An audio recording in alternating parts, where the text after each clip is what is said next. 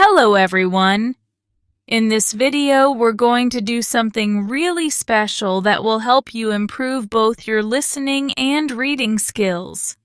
As I tell the story, you will see the words on the screen, and I encourage you to read after me. This will help you practice pronunciation, sentence structure, and comprehension all at the same time. So, sit back, relax, and let's begin our story. Cow of Wonders. Don't forget to read out loud after me to get the most out of this session. Once upon a time, there was a man who had 2 wives. One day, his first wife became ill. She called her 2 children and said to them, "My dear children, soon I will die. Now kiss me and say goodbye." Her children were very sad. "Mother," they said, "our father's second wife hates us. If she doesn't give us food, what shall we do?"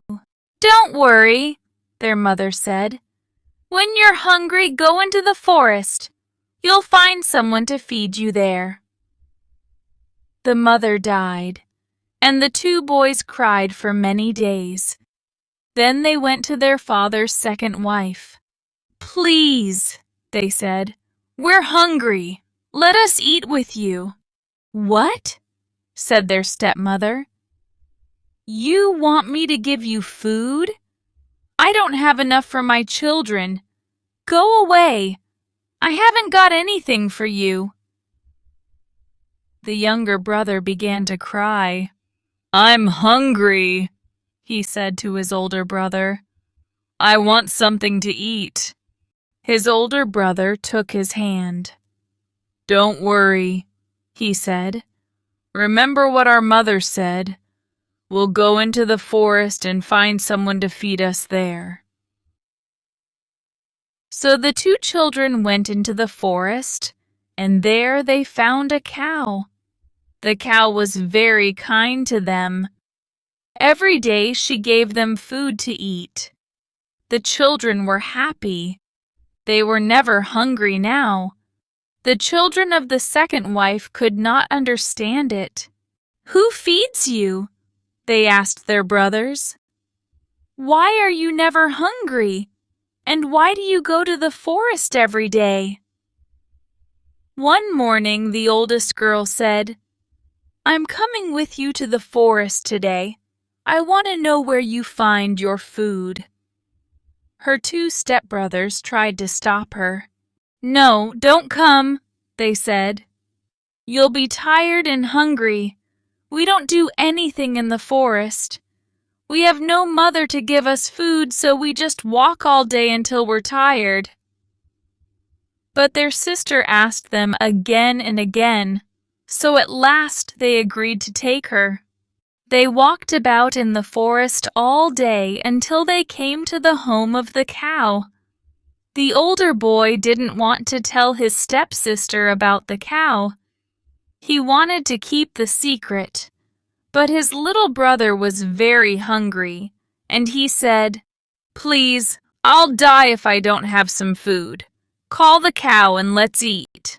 So they called the cow, and she came and gave food to the brothers, and they ate it. When they got home, the children's stepsister said to her mother, "I know my brother's secret. There's a cow in the forest who gives them food every day." The next day, the woman went to her husband. "Husband," she said, "you know that I'm pregnant and our new baby will soon be born. I need to eat very good food. If I don't eat well, the baby won't be strong. Bring me the cow from the forest." "What cow?" her husband said. "I don't have a cow." His wife became angry. "I know your secret," she said. "I want the cow that feeds your children." So her husband brought the cow from the forest and gave it to his wife. "Kill it," she said. I must eat its meat to make my baby strong." Her husband tried to argue with her, but she didn't listen to him. At last, he agreed to kill the cow. He picked up his knife and cut the cow's throat, but the cow refused to die. Then his wife said, "If the cow doesn't die, I will kill your 2 children." When the children heard this, they said, "Let the cow die." And she died. The woman tried to skin the cow, but the skin refused to come off the meat. "If this skin doesn't come off the dead cow," the woman said, "I will kill the children." When the children heard this, they said, "Let the skin come off." And the skin came off the dead cow. The woman put the meat into the pot and tried to cook it, but the meat refused to cook. "If the meat doesn't cook, I will kill the children," said the woman. When the children heard this, they said, "Let the meat cook." And the meat began to cook. When the meat was cooked, the woman tried to take the pot off the fire, but the pot didn't move. "If the pot doesn't come off the fire, I will kill the children," said the woman. When the children heard this, they said, "Let the pot come off the fire." And it came off the fire. Then the woman took the meat out of the pot and ate it. The 2 brothers were worried now. "Our stepmother has killed our cow, and now she wants to kill us," they said. "We must run away." So they ran away into the forest. There they lost each other. One brother went one way, the other went another way. Years passed, and the brothers grew up. The younger brother went away, but the older brother stayed near the forest. One day, as the older brother was walking near a village, he saw a girl, and he fell in love with her. She was the daughter of the chief. The chief had many daughters, but this one was the most beautiful of them all. The young man began to meet the girl secretly, and she fell in love with him too. Now, there was a war between the villages at that time. Every night when it was dark, enemies came to fight against the village where the chief and his daughter lived. So every night the young man came to fight for the chief. One day the chief said to his men, "Who is the stranger who comes every night and fights beside me? I want to meet him." "Ask your daughters," his men said. "They will know." So the chief told everyone to come to a meeting. When they were all together, he called his daughters and said to them, "Bring your husbands and your lovers here so that I can see them all." So all the chief's daughters came with their husbands and their lovers.